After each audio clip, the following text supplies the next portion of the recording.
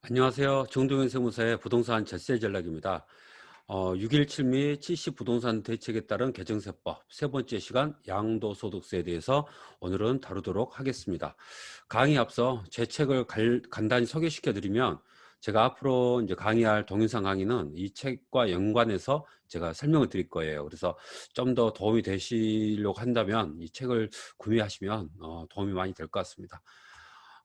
지난 시간에 우리 취득세 중과 종합부동산 강화를 했었는데, 우리 종합부동산세 강화, 제가 강의한 이후로 우리 종합부동산세 관련해서 이제 세법 개정이 좀 이루어졌어요. 그 부분 제가 간단히 좀 다루도록 하겠습니다. 근데 이번 시간 주제는요, 우리 양도소득세 강화가 해당이 되겠습니다.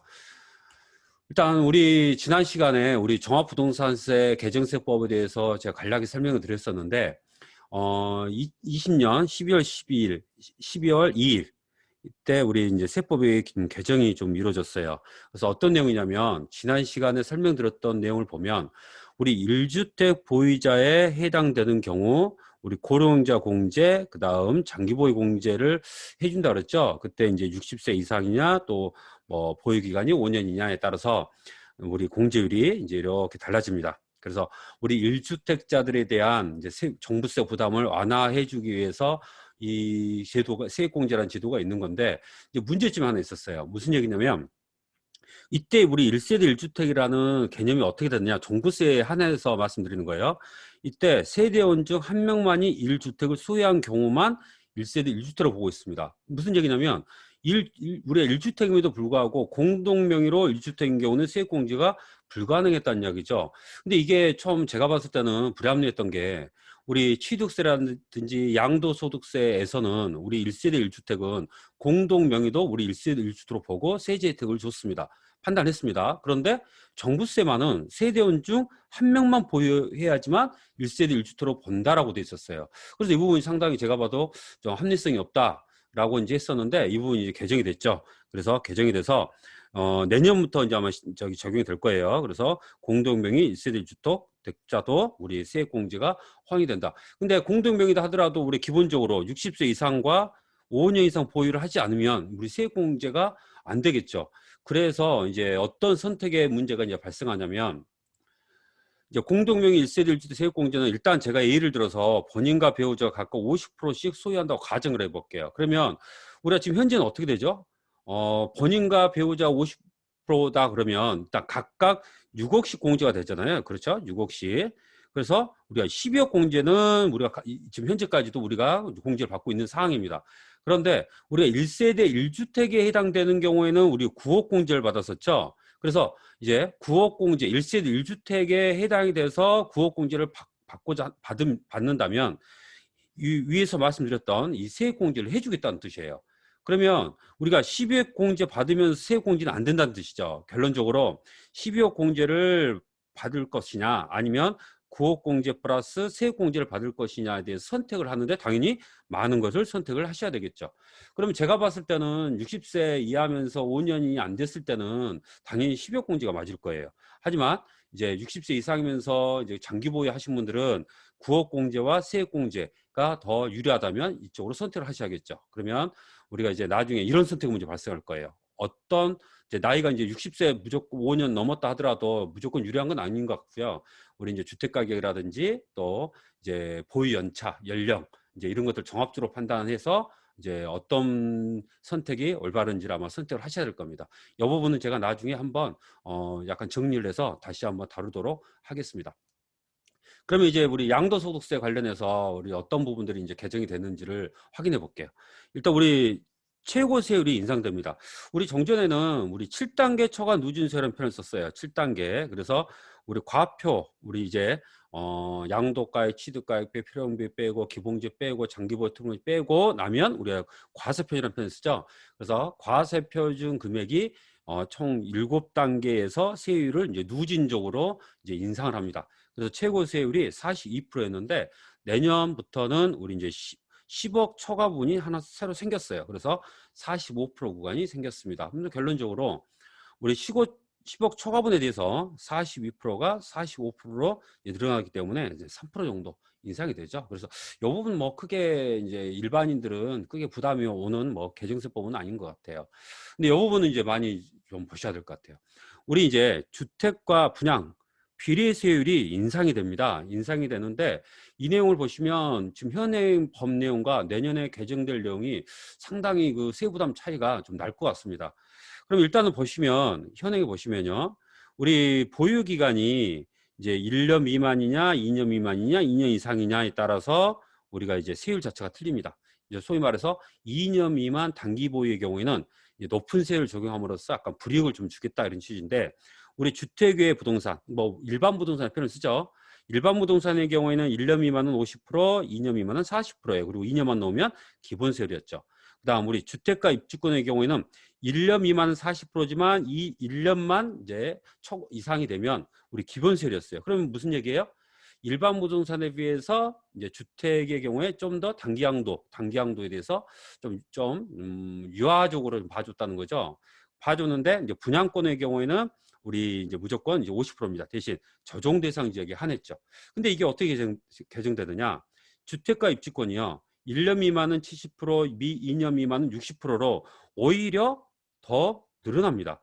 그래서 현행은 오히려 주택이나 입주권에 대한 단기 양도에 대해서 좀 더 유화적으로 좀 처리를 해줬었는데 혜택을 줬었는데 오히려 이제 개정될 세법에서는 이제 주택의 단기 양도는 더 오히려 세금을 좀 강화하는 이제 이런 세법이 이제 개정될 것이다. 근데 2년을 초과하게 되면 2승 이상이 되면 우리 기본세를 적용할 거고요. 분양권의 경우에는 이제 이것도 강화합니다. 전에는 50%였는데 1년 미만은 70%, 이제 1년을 초과하면요, 이제 60%예요. 그래서 이 분양권의 경우에는 거의 시세 차익의 뭐 70% 이상, 뭐 우리 지방소득세까지 하면 77%잖아요. 그렇죠? 77%인데 거의 시세 차익을 뭐 거의 세금으로 이제 추징하는 이제 이런 이제 세법이 이제 개정이 될 거예요. 내년부터는. 그런데 이게 또 중요한 이유가 지역 불문이에요. 그러니까 정전에는 우리 적용 대상 지역이었었는데 이게 지역으로 바뀝니다. 그래서 적용 대상 지역의 분양권만 이제 어떻게 보면 이제 세율이 높았던 비해서 내년부터는 이제 우리가 어떻게 된다? 이제 지역 불문하고 모든 분양권에 대해서 이런 높은 세율을 적용할 수밖에 없다. 언제부터냐? 21년 6월 1일 양도부터 적용이 됩니다. 그래서 이제 내년 6월 1일부터는요. 일단 주택의 경우에는 2년 미만 보유한다든지 또 분양권의 경우에는 이제 보유기간과 상관없이 이제 높은 비례세율로 적용할 수 없고, 그다음 분양권의 경우에는 지역과 무관하게 우리 높은 비례세율을 적용해야 된다. 이 부분을 좀 체크를 하셔야 될 것 같아요. 분양권 갖고 계신 분들은. 그다음 우리 다주택 중과세율인데 우리 다주택 중과세율은 뭐 잘들 아실 거예요. 우리 일반 2주택인 경우는 우리 기본세율의 10%가 플러스 되고요. 그다음 3주택인 경우는 20%가 플러스 되죠. 근데 각각 10% 인상됩니다. 어떻게 되느냐? 2주택인 경우에는 20%, 3주택인 경우는 30%가 이제 과세가 돼요. 언제부터냐? 이것도 2021년 6월 1일 이후부터 이제 적용이 됩니다. 그러면 우리가 이제 여러분들 보시면 지금 앞서 우리 단기양도에 대한 비례세율도 그렇지만 우리 중과세의 경우에도 2021 6월 1일 이후부터 아마 세율이 급격하게 늘어나고 있죠, 지금. 그래서 가급적이면 다주택자들이라든지 또 분양권 갖고 계신 분들은 2021년 6월 1일 전에 양도하는 게 어떻게 보면 절세 방법 중에 하나다라고 볼 수 있을 것 같아요. 그다음 우리 제가 봤을 때는 굉장히 이 부분이 중요한 것 같은데 우리 분양권도 주택수에 이제 포함하는 거 됩니다. 우리 분양권과 우리 비교되는 게 입주권이에요. 입주권은 과거부터 우리 주택수 이제 들어갔어요. 이미 이 부분은 이제 주택수에 포함이 됐습니다. 대신 이제 우리 분양권은 주택수 이제 들어가지를 않았죠.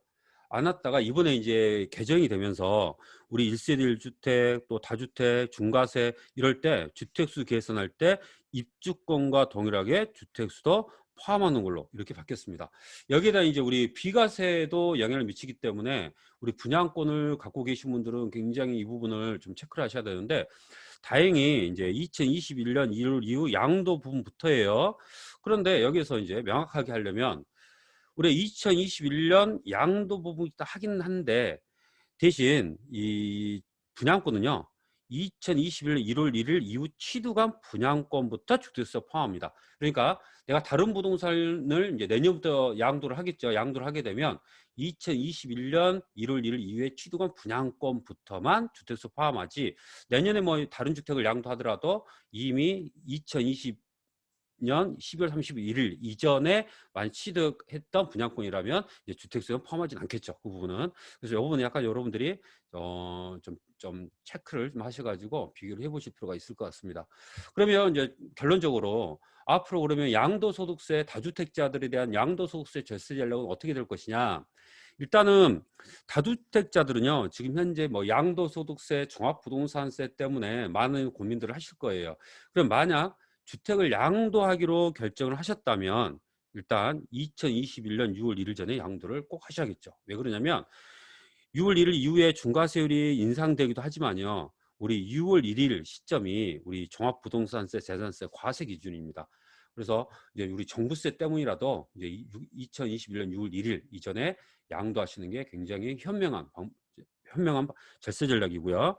그다음 분양권의 경우는 이제 지역 불문입니다. 지역 불문하고 2021년 6월 1일 이후에는 대폭 인상이 됩니다. 그래서 분양권을 혹시 전매 계획이라면 21년 6월 1일 이전에 매매하거나 아니면 완공 후 2년 이후에 매매를 해야지 이 높은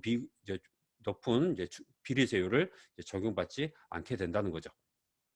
세 번째, 만약에 2021년 이후 이제 분양권을 취득할 경우에는 앞에서도 말씀드렸죠. 다른 주택의 비과세, 중과세 판단할 때 꼭 주택수에 포함해서 고려를 하셔라 라고 말씀드렸죠. 그래서 이 부분은 2021년 1월 1일 이전에 취득했던 분양권은 이제 여러분들이 크게 신경을 안 쓰셔도 될 것 같아요.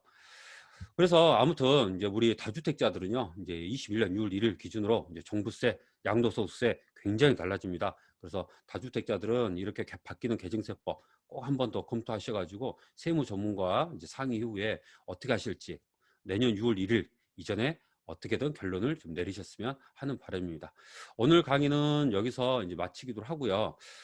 제가 다음 시간에는 우리 민간 임대주택법 이제에 관한 법률 개정에 따른 이제 세금 변화를 제가 이제 설명을 드릴 거예요. 제가 봤을 때 굉장히 이제 중요한 내용 중에 하나입니다. 그래서 꼭 다음 동영상도 꼭 구독을 해주시고요. 도움이 되셨다면 구독과 좋아요 꼭 부탁드리겠습니다. 감사합니다.